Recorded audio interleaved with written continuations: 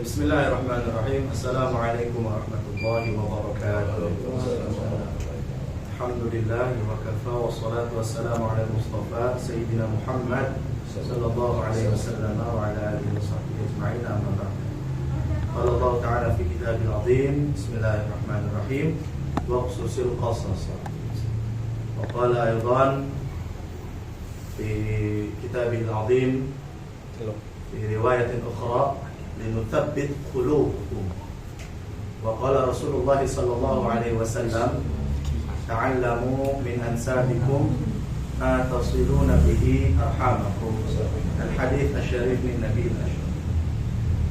Para hadirin, wabil khusus kesepuhan Al-Mukarram Kiai Haji Bagus Muhammad Afifuddin hafizahullah, menawi panjang umur, berkah keluargane, sehat badan dan segalanya.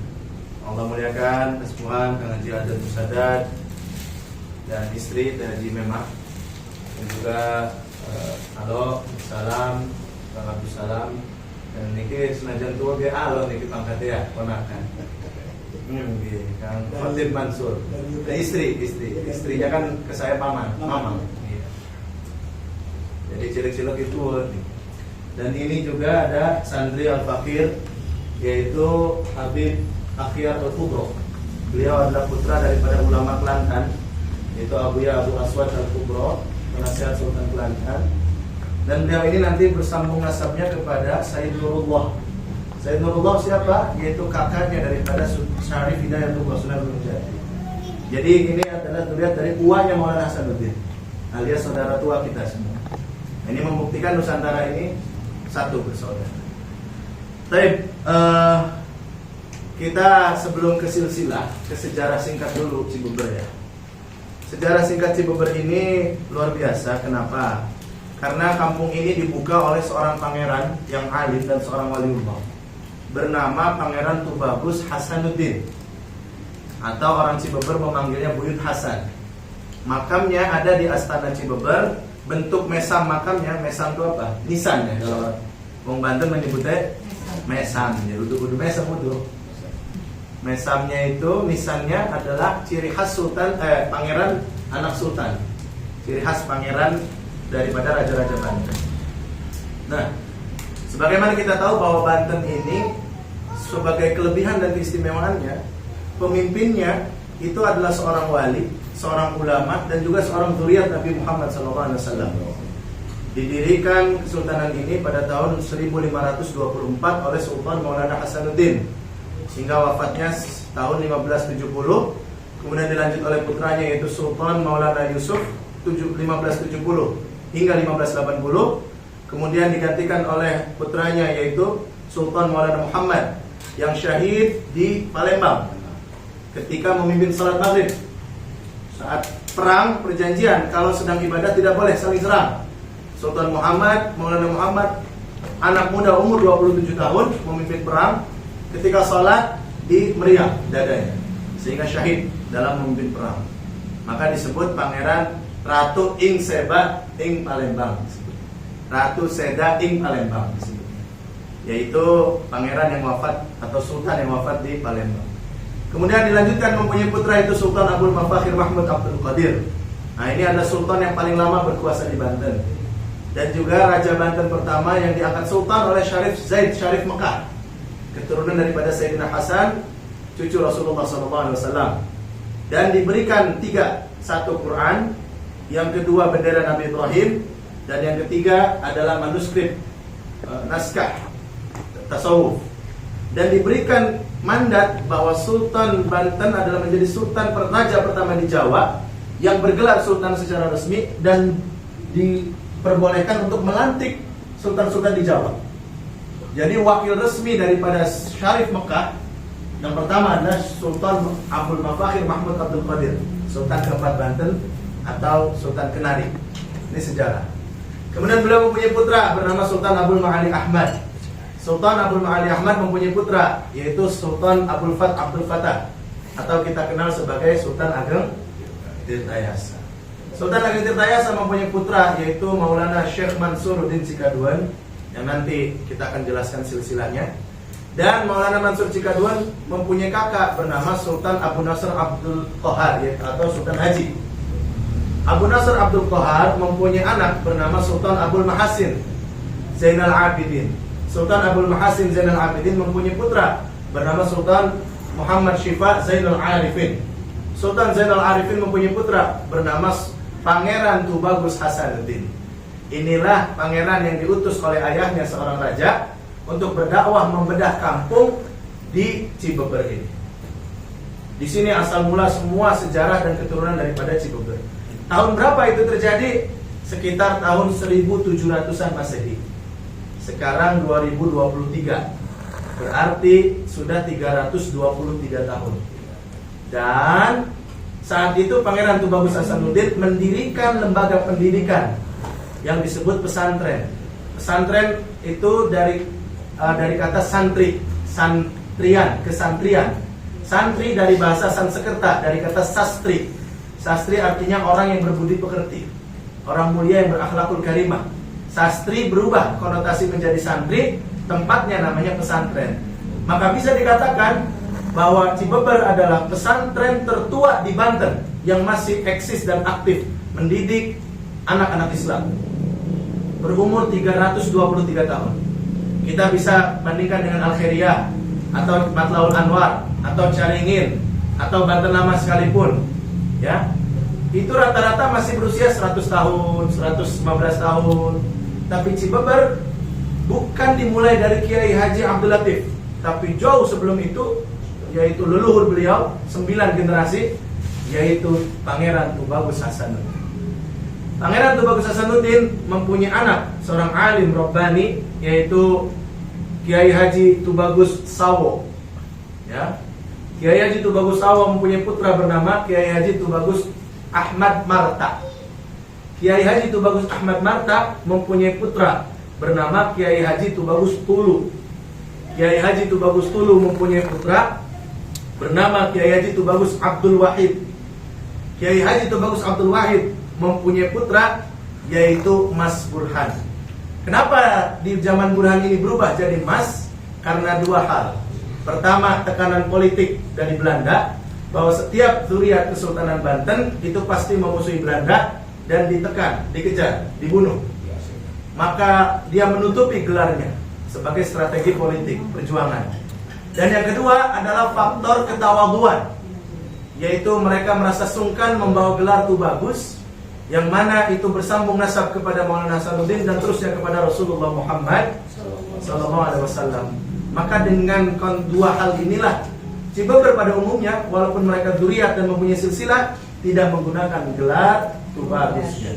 Contohnya adalah daripada kakak sepupu saya ini, yaitu Kiai Haji Muhammad Afifuddin, yang sebenarnya beliau adalah seorang Tubagus, dzurriyyah Sultan Banten dari jalur Syekh Mansuruddin, bahkan cicit tertua daripada Syekh Tubagus Abdul Salam, penulis kitab khutbah yang terkenal itu. Nah, kembali, Mas Burhan mempunyai anak bernama Tubagus Madhan, atau dikenal sebagai Kiai Mabruk.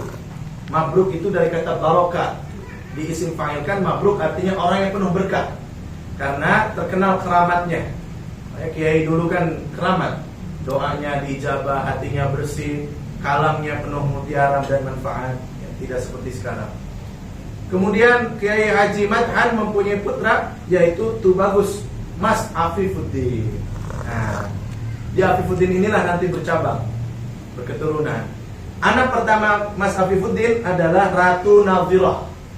Haja Ratu Nadhirah nanti menikah dengan seorang santri yang asal dari Saketi bernama Kiai Haji Tubagus Ahmad Jaya, atau orang Saketi memanggilnya Tubagus Yahya, ya. Yang mana nanti Tubagus Ahmad Jaya ini adalah keturunan daripada Sultan Syekh Mansuruddin Cikadun. Lengkapnya adalah Tubagus Jaya bin Tubagus Bayi, atau Bayi itu sendiri adalah Jaya sebenarnya, satu orang. Saya sudah cross check di Saketi. Karena dia anak tunggal maka di Bayi-Bayi, panggilan sayang khas orang Banten.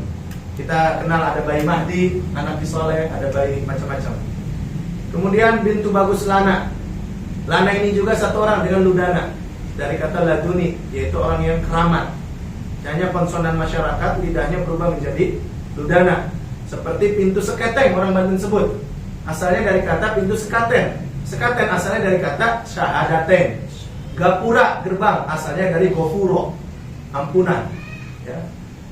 Sama, itu perubahan konsonan. Tubagus Lana bin Tubagus Kasamanggala, yang makamnya di Kerta. Bin Tubagus Syariah, ini yang dipanggil sebagai lurah asik, gelar.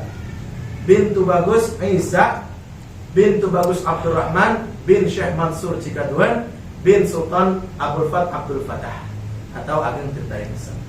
Dari pernikahan ini, Ratu Nadhirah dengan Tubagus Ahmad Jaya mempunyai anak 5. Pertama, Tubagus Abdul Halim. Nah, ini yang ditulis oleh Pak Bambang, yang mana datanya ada di Dar Register Data Kemiliteran Belanda, bahwa rapat-rapat pertama GGR Cilegon dan juga 35% sampai 40% orang yang dibuang dari 90 orang yang ditangkap di GGR Cilegon, semuanya adalah murid daripada Tubagus Abdul Halim, anak pertama pasangan Ki Jaya dan Nyai Ratu Nadhirah. Kemudian, namun Tubagus Abdul Halim syahid, wafat di GGR Cilegon. Syahid. Bisa kita lihat di buku Sartono, Profesor Sartono yang mengambil data langsung dari Belanda. Di situ dijelaskan Haji Anu murid daripada Abdul Halim, Kiai Anu murid Abdul Halim, Ajengan Anu murid Abdul Halim, semua rata-rata murid Abdul Halim. Dan tadi di buku itu juga dijelaskan bagaimana perkumpulan massa itu adanya di. Kenapa? Karena memang ini adalah pesantren tertua dan pertama yang mendirikan lembaga pendidikan di Cilegon, Serang dan sekitarnya ya. Jadi pesantren tertua yang masih jalan hingga sekarang. Kemudian Abdul Halim mempunyai adik bernama Abdul Munib. Nah, ini kakek buyut Canggah ya mungkin ya. 5 ya. Canggahnya daripada ini saudara kita Abdul Salam. Abdul Salam bin Bagawi bin Sahawi bin Muhsin bin Abdul Munib. Abdul Munib ini ditangkap di GGR Cilegon dan dibuang ke Banda Neira. Dan hebatnya ketika dibuang itu beliau masih menikah lagi. Jadi ini turun Cibeber orang Wahyu kan salah kayaknya. Nah, itu bumbu doang semen. Kemudian Abdul Munib mempunyai adik bernama Ratu Usma. Ratu Usma menikah dengan Kiai Haji Ali, berasal dari Pakis Haji. Mempunyai anak seorang alim saleh waliullah yang mengarang banyak kitab bernama Kiai Haji Abdul. Kiai Haji Abdul Latif inilah yang mengasaskan nama pertama Al-Jauharatun Naqiyah. Sebelum Jauharatun Naqiyah pesantren sudah ada. Pesantren tua di sini, Cibeber Kidul disebutnya ya. Jadi dan berterima kasihnya kita karena kerajinan Kiai Haji Abdul Latif, nasab silsilah beliau dari pihak ibu, dari pihak ayah, ibu dari ibu, ayah dari ibu, ayah dari ayah, ibu dari ayah dicatat oleh beliau. Sehingga sekarang generasi penerus, yaitu kita semua mengetahui nasab silsilah dan asal usul kita. Kalau bukan Kiai Haji Abdul Latif menulis manuskrip silsilahnya nasab beliau, tidak mungkin orang Cibeber mengetahui asal usul. Mati opor. Dan itu ditulis kapan? Di Mekah tahun 1895. Itu adalah karya Kiai Abdul Latif. Sehingga seluruh masyarakat Cibeber berhutang budi kepada Kiai Haji Abdul Latif. Dan Kiai Abdul Latif istrinya 2. Ini putune orang Wahyu, jadi masalah ini. Terus ya Abdul Latif kembali sampai Ratu Usma ya. Hajar Ratu Usma mempunyai adik seorang alim Rabbani. Jadi dari 5 anak ini nanti yang paling alim ini ya, terkenal namanya Syekh Tubagus Abdul Salam. Abdul Salam ini tahun 1879 76 ke Malaysia. Ada catatannya di Johor. Dia punya murid namanya Syekh Fadil Banten.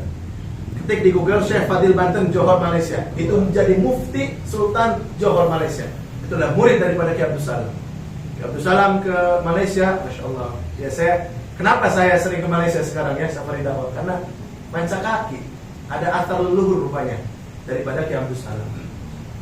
Kiai Abdul Salam di Malaysia, ulama Malaysia saat itu belajar bahkan kepada beliau. Nanti sejarahnya panjang. Kemudian beliau ke Mekah menjadi murid daripada Syekh Abdul Karim Tanara dan Syekh Nawawi Banten, mengambil baiat tarekatnya kepada Syekh Abdul Karim, yaitu Qadiriyah Naqsyabandiyah, ilmunya kepada Syekh Nawawi Tanara Banten. dan kepada Syekh Abdul Hamid. Dan Ki Abdul Salam saat itu di Mekah ada sayembara. Siapa yang bisa menjawab 40 masalah agama akan dinikahkan dengan seorang perempuan Mesir yang cantik, anak seorang syekh, yaitu bernama Halimah Sa'diyah, buyut kita. Dari semua orang yang hadir di Mekah saat itu saat musim haji, yang bisa menjawab 40 pertanyaan dengan lancar dan betul adalah Syekh Abdul Salam wong Cibeber. Akhirnya wong Cibeber kawin karo wong Mesir. Makanya anak putune mancung-mancung cumur iki. Karena punya ini wong Mesir. Ada sing orang kawin karo orang Mesir, masing Abdul Munir wis entek cumur iki. Iya. Jadi iku kita ke ketolong Ki Abdul Salam ke. Ada Ki Abdul Salam kawin orang Arab kayaknya orang bakal mancung gitu cumur. Ya, lanjut. Nah, Ki Abdul Salam inilah pengarang kitab khutbah Jumat, Idul Adha dan Idul Fitri yang dipakai di seluruh masjid di Banten. Karena saat itu semua ulama yang di Mekah, Syekh Asnawi Caringin, Syekh Abdul Karim, Syekh Nawawi, Syekh Asnawat, Syekh Sulaiman, kemudian para masyayikh yang di sana, jadi Syekh Tubagus Makmun, bapaknya Ki Soleh, itu kan kumpul di Mekah. Mereka sepakat kalau keilmuan semuanya dari Syekh Nawawi, tarekat semuanya kepada Syekh Abdul Karim, Quran semuanya kepada Tubagus Makmun, khutbah semuanya kepada Syekh Abdul Salam. Jadi begitu para ulama dulu membagi tugas, bagi fungsi. Tidak pas ikut-ikut, pas sirik-sirik, rebutan santri, naudzubillah ya. Dulu saling mendukung dalam perjuangan Islam. Abdul Salam punya anak laki-laki bernama Afifuddin. Afifuddin pulang ke Indonesia, menikah dengan orang Garut, Ibu Nafisah. Punya anak tertua bernama Tubagus Abdul Hamid. Ini saya yakin Rogaya. Nah, yang laki-laki tertua Bapak. Ini saya yakin, ini tidak tahu kenapa dinamakan ayahnya itu Abdul Hamid. Tidak tahu saya yakin. Karena mertua daripada Syekh Abdul Salam atau ayah daripada Halimah Sa'diyah adalah Syekh Abdul Hamid, berasal dari Mesir dan nasabnya kepada Sayyidina Hasan radhiyallahu anhu. Jadi dalam diri Afifuddin dan Abdullah kata saya bercampur nasab daripada Sayyidina Husain dan juga Sayyidina Hasan. Kedua-dua bersambung kepada Rasulullah Muhammad sallallahu alaihi wasallam. Dan bertarekat yaitu tarekat Syadziliyah. Itulah kenapa ayah beliau dinamakan Abdul Hamid, karena buyutnya atau mertua Ki Abdul Salam adalah Abdul Hamid. Nah, Afifuddin punya anak Abdul Hamid punya anak beliau. Afifuddin punya adik namanya Kiai Haji Tubagus Abdullah. Ya, dari saudara ini yang ganteng Abdullah sebenarnya ya. Pendek. Pendek kasep pokoknya. Abdullah menikah banyak. Salah satunya istri ketiganya yaitu Ibu Fatmah, anak daripada Abuya Kiai Haji Mat Soheh, guru daripada Mama Gentur, pendiri pesantren Gentur Cianjur. Itu didirikan oleh Kiai Syatibi, murid daripada Mat Soheh Garut. Dengan itu punya anak namanya Kiai Haji Tubagus Saifuddin. Saifuddin kawin, punya istri ke-10 yaitu Hajah Ratu Zeti Suharyati Khatib, cucu daripada Tubagus Ahmad Khatib, Presiden Banten, dan juga cicit daripada Syekh Asnawi Caringin. Dari pernikahan itu punya anak ke-7 namanya saya, Tubagus Muhammad Imam Ibrahim. Jadi begitu asal-usul. Jadi saya kepada sini adalah kakak sepupu. Lanjut. Abdul Salam punya adik namanya Ratu Mahbubah, tapi meninggal ketika kecil. Adiknya, Usmah katanya man. Adiknya. Tapi beliau wafat ketika kecil, jadi tidak punya keturunan. Jadilah Abdul Salam asalnya pangais bungsu menjadi bungsu. Kembali, Ratu Nadhirah ibunya Abdul Salam mempunyai adik bernama Tubagus Abu Hayy, atau juga disebut Tubagus Qasim. Tubagus Hayy atau Tubagus Qasim mempunyai anak yaitu Tubagus Taif, dan juga mempunyai anak juga bernama Tubagus Nasihun. Jadi Hayy ini punya anak 2 laki-laki. Pertama Taif, kedua Nasihun. Dari Taif inilah mempunyai anak seorang waliullah, murid daripada Syekh Asnawi Caringin, mursyid ke-37 daripada Tariqah Qadiriyah wa Naqsyabandiyah, bersanad kepada Rasulullah SAW, bernama Kiai Haji Tubagus Ahmad Suhari. Jadi Syekh Suhari Cibeber adalah seorang Tubagus, anak seorang Tubagus, buyut seorang Tubagus yang bersambung nasabnya kepada Maulana Hasanuddin terus kepada Rasulullah Muhammad SAW. Nanti dari Nasiun ini mempunyai anak bernama Ibu Hasanah. Dari Hasanah mempunyai anak, ada yang paling terkenal adalah Pak MCH Ibrahim. Ibrahim. Ya, beliau Pak MCH Ibrahim adalah seorang presiden syarikat Islam, seorang petisi 50, dan juga wakil gubernur zaman Ali Sadikin. Dan adik-adiknya semuanya menjadi pejabat tinggi di Jakarta. Jadi turunan Cibeber ini berkarya di mana-mana. Ada yang jadi kiai, ada yang jadi pejabat, ulama, tentara, dan sebagainya. Lanjut. Kiai Haji Ahmad Suhari mempunyai anak bernama Kiai Haji Tubagus Sayuti. Kiai Haji Tubagus Sayuti inilah murid qiraat daripada Syekh Tubagus Makmun. Ya, jadi sanadnya langsung tuh. Dan Tubagus Makmun ini adik sepupu Kiai Tubagus Ahmad Khatib. Adik misal deh, sing bani Tubagus Hafid. Tubagus Makmun adalah orang Banten kedua yang menjadi imam di Masjidil Haram. Pertama adalah Syekh Nawawi Banten, yang kedua adalah Syekh Tubagus Makmun yang menguasai qiraat asyarah. Kiai Sayuti mempunyai anak bernama Ibu Hajah Ratu Mahabbah. Ya, hanya kebiasaan orang Cibeber, ratunya tidak dipakai. Bahkan anak-anaknya mungkin tidak tahu bahwa ibunya adalah seorang. Dari mana kita tahu? Di sini dituliskan wawancara dengan Tubagus Imam Ibrahim. Salah. Saya hanya mengulangi apa yang ditulis oleh Kiai Haji Abdul Latif. Bahwa tulisan Kiai Abdul Latif menegaskan nasab Cibeber bersambung kepada Pangeran Tubagus Hasanuddin, putra Sultan Zainul Arifin. Ratu Mahabbah mempunyai anak bernama Haji Haddad Musadar. Beliau mempunyai kakak bernama Kiai Haji Ali Sobri yang menjadi kiai ulama qiraat Quran di Benggala di Kota Serang. Nah, kembali dari ayahnya beliau juga kepada bin Kiai Haji Manus. Kiai Haji Manus bin Kiai Haji Shibli. Kiai Haji Shibli bin Kiai Haji Amin dari Petir. Namun ke atas belum ditelusuri ya. Tapi Husnudzon Al-Fakir dari Petir itu ada Syekh Kabir, katanya bersepupu dengan Kiai Amin. Kiai Kabir itu ada seorang Tubagus. Kalau sepupunya itu bagus, biasanya berarti beliau juga seorang bagus. Hanya perlu ditelusuri. Saran saya ngaji ke Kiai Haji Ahmad bin Kiai Haji Shibli di Petir, di Kampung Pabuaran, pesantren Tebu Ireng 8. Itu beliau punya silsilah tentang nasabnya. Pabuaran, Petir. Ya, karena Ki Amin ini ulama besar. Ki Ahmad sekarang, Ahmad Qazwini. Ahmad Qazwin. Yang punya itu, yang punya Jawa kayak Jombang.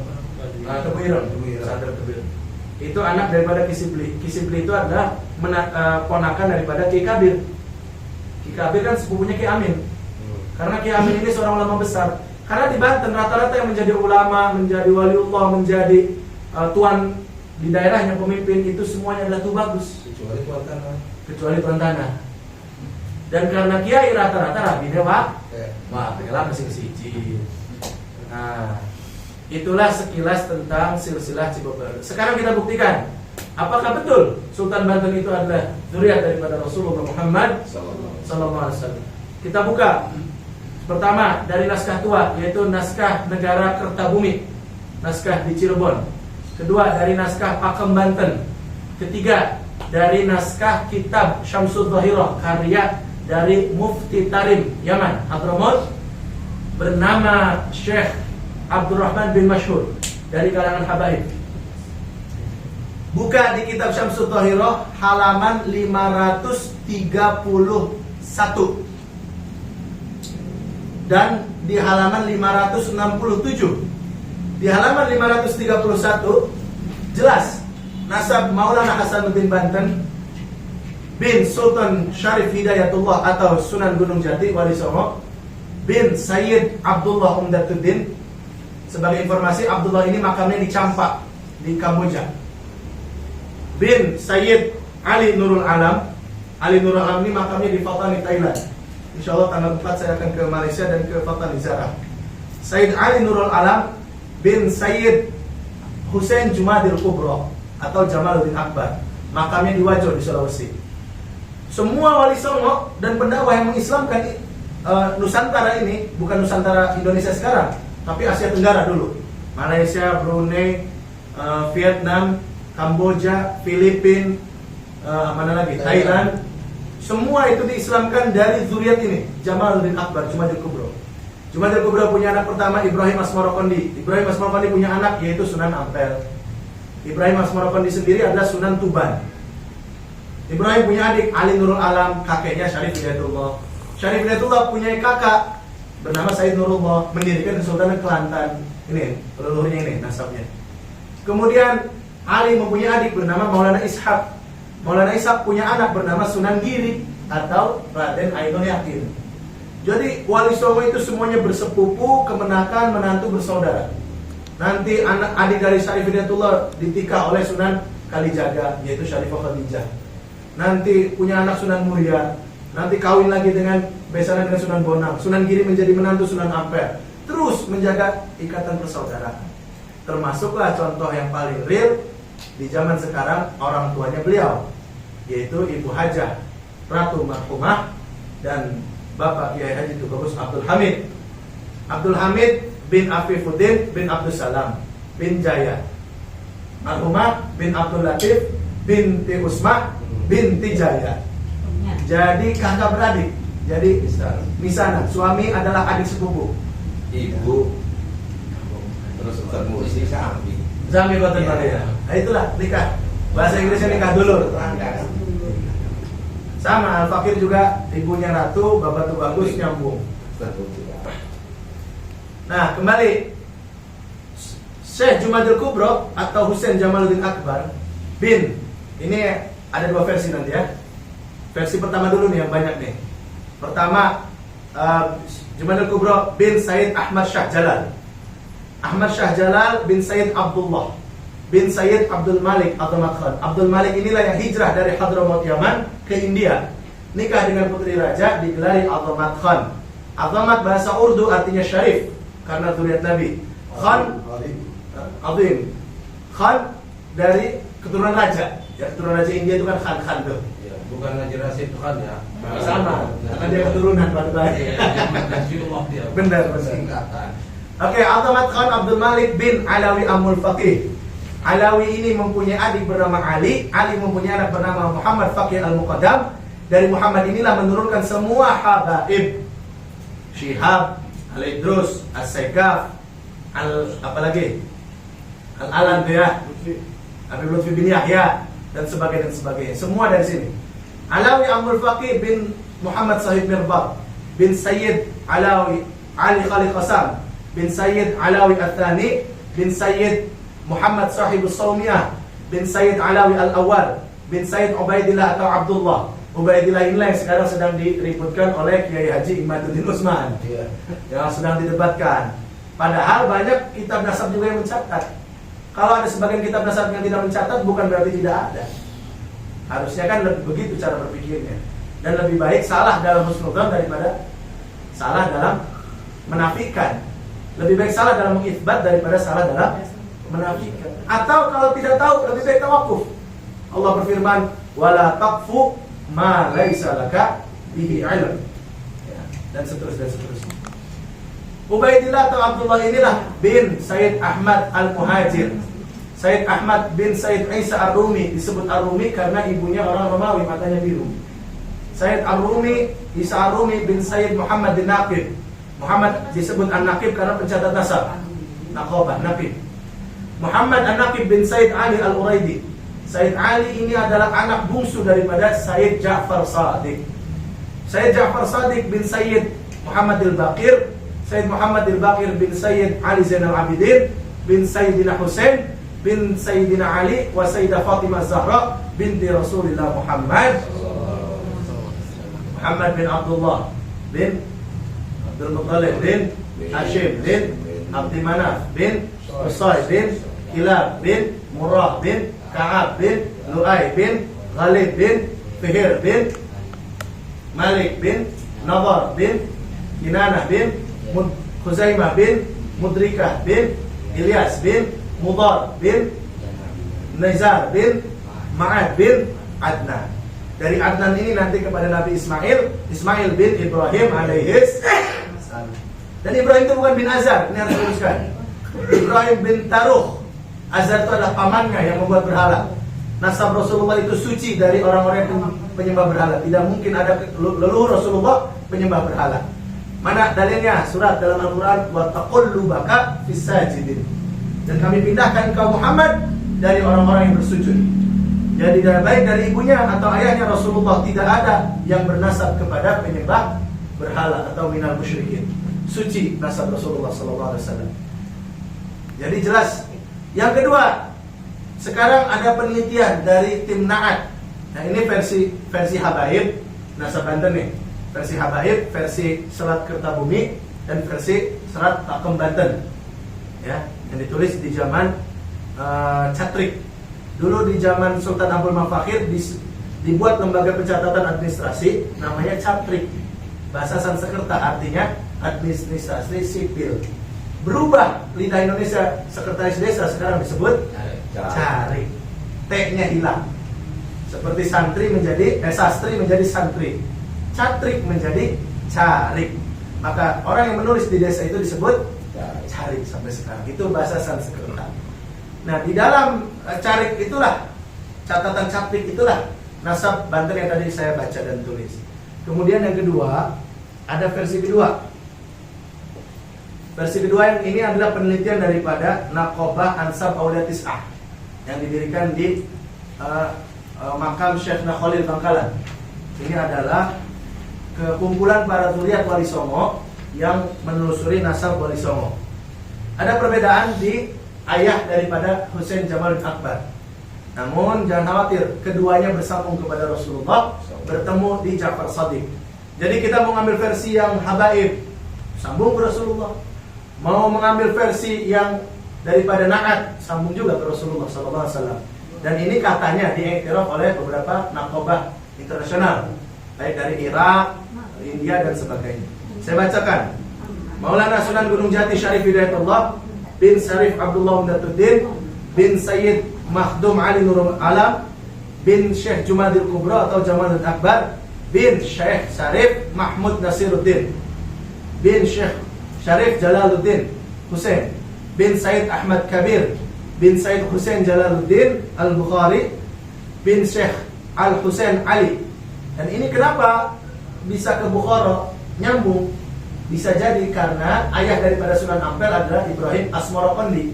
Asmarokondi itu dari kata Samarkandi. Samarkand itu mana? Uzbekistan. Jadi naskah ini juga bisa diperhitungkan. Karena naskah ini selain daripada penelitian Na'at, dicatat juga di serat manuskrip Keprabonan Cirebon. Kan sekarang di Cirebon itu ada 4 sultan. Sultan Kesepuhan, Sultan Kanoman, Sultan Kecirebonan, dan Sultan Keprabonan. Ini naskah Keprabonan nih. Kemudian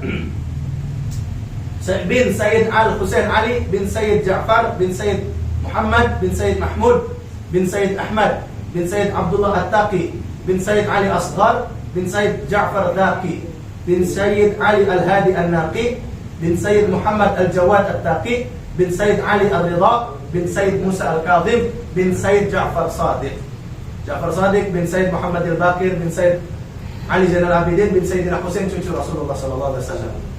Jadi jelas ya, nasab Banten atau Wali Songo baik mengambil jalur Habaib ataupun mengambil jalur daripada Musa Al-Kadhim, kedua-duanya adalah bersambung nasab kepada Rasulullah Muhammad SAW. Jadi bisa saya katakan sekarang Cibeber, mayoritas orang Cibeber, keturunan Cibeber adalah para sayyid, para syarif. Namun jangan mau dipanggil Habib, ya. Atau kalau bahasa lokal Bantennya disebut para Ratu Bagus dan para Ratu. Nah, anak saya mau dipanggilnya Habib. Anaknya Habib. Iya benar. Terus kalau menurut itu Habib Ja'far adalah Bahar bin Smith. Wali Songo itu orang Mancing. Wali Songo tidak punya keturunan. Tidak punya. Wali Songonya benar dulu dia Nabi, tapi tidak punya keturunan. Bahar bin Smith, satu, dia bukan ahli nasab. Kedua, dia tidak menguasai permasalahan ini. Yang ketiga, dia hanya menyatakan surat yang ditulis oleh Alaeddin Assegaf.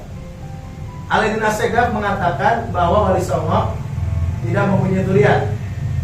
Sementara Robito Alawiyah sendiri mengatakan kita tawakuf kepada durian Wali Songo karena kami tidak punya catatan. Wajar saja karena mereka hanya mencatat keluarga mereka sendiri. Yang tahu silsilah Wali Songo adalah keluarga Wali. Yang tahu Cibeber adalah orang. Saya senajan keturunan Cibeber, Buyut Abdul Salam tidak tahu tentang Cibeber karena tidak tinggal dan hidup di Cibeber. Jadi yang tentang Habib Bahar, kalau dia berkata karena nafsunya, semoga diampuni Allah. Kalau dia berkata dari kebodohannya, semoga diampuni Allah juga. Dan kita maafkan juga. Ya, bahkan Islam bisa tetap tegak di bumi Indonesia walaupun dijajah oleh Belanda, Inggris, Portugis, dan Spanyol, Jepang. 5 bangsa menjajah Nusantara, tapi Indonesia masih menjadi Muslim terbesar di dunia. Negara Muslim terbesar di dunia berkah jihad perjuangan semua keturunan zuriat Wali Songo alaihissalam. Jadi kalau ada yang mengatakan Wali Songo tidak punya zuriat, bukan hanya kurang ajar, tapi juga menunjukkan kebodohan yang perlu diajar. Tapi alhamdulillah sekarang Ketua Rabita Alawiyah kemarin Habib Taufik Assegaf, pimpinan Habaib sudah datang ke Kesultanan Kanoman Cirebon. Mereka memeriksa. Karena memang di kitab Samsul Tahirah, saudara-saudara, nasab yang paling lengkap tercatat dari seluruh keturunan Wali Songo adalah nasab dari Sultan Maulana Hasanuddin Banten. Mana buktinya? Buka di kitab Samsul Tahirah halaman 567. 567.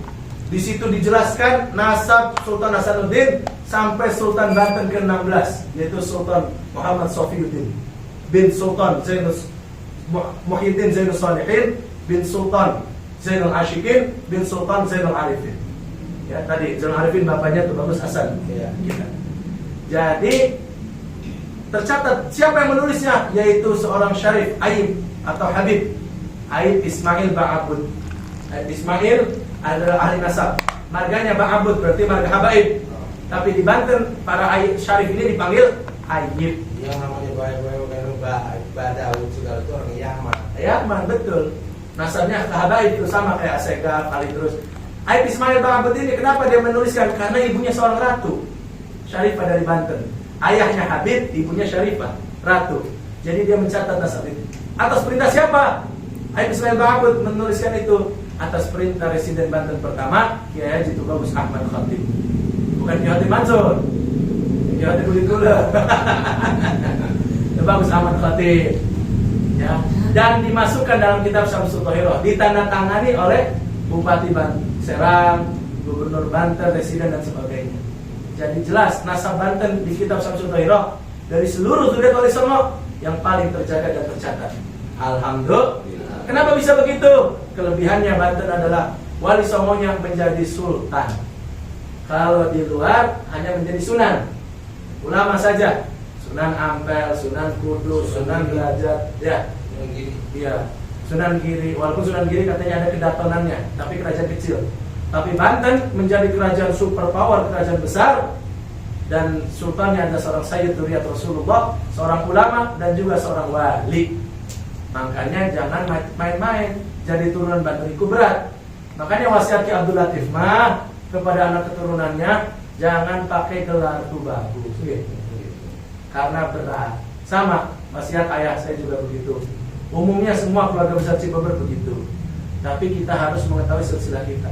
Namun saran saya ini juga kalau ditonton oleh keluarga besar Cibeber atau keluarga besar Banten manapun yang mempunyai silsilah dan sudah tidak pakai gelar, saya sarankan karena perintah Nabi SAW, ta'allamu min ansabikum ma tasiluna bihi arhamakum. Pelajarilah nasab silsilah kalian yang dengannya akan menjadi wasilah tersambung silaturahim. Saya kalau tidak tahu silsilah nggak nyambung sama ini. Kiai Muhaimin Nih, tidak pakai itu bagus. Kiai Ahmad, Najullah Safiullah tidak pakai itu bagus. Semua tidak pakai itu bagus. Dia tidak pakai ratu lah. Gitu. Enggak ada ratu di Haji Marhumah gitu. enggak ada. Walaupun aslinya ratu. Karena di zaman di zaman Burhan itulah. Tidak dipakai. Iya, makanya begitu Kiai Muhaimin nggak ada tuh bagus. Padahal bagus. Tak kayak nih kalau istri dia itu Najul bagus bos.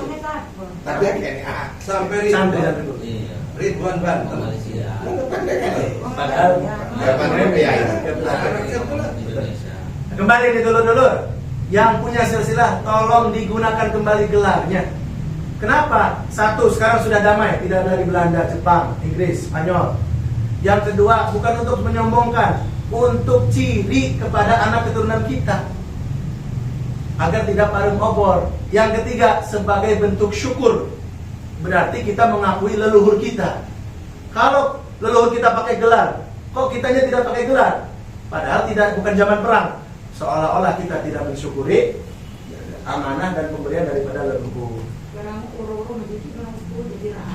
Nah, ya kalau itu kan ada silsilahnya. Silsilahnya itu jangan. Itu bagus Yunus Ghazali. Ya. Jadi itu saja dari Al-Fakir, kurang lebihnya mohon maaf. Aku lumat tasma'un. Terakhir saya bacakan hadis Nabi SAW. Itrati kasafinatin Nuh. Faman raqibaha faqad aslama wa man tarakaha faqad halak. Itrah ahlul baitku, anak keturunanku seperti bahtera Nabi Nuh. Siapa yang menaikinya atau ikut ajarannya, yaitu para ahlul bait dan keturunannya yang saleh, yang berilmu, akan selamat. Barang siapa yang meninggalkannya, maka dia akan celaka. Aqulu ma tasma'un billahi fisabilil haq. Assalamualaikum warahmatullahi wabarakatuh. Waalaikumsalam.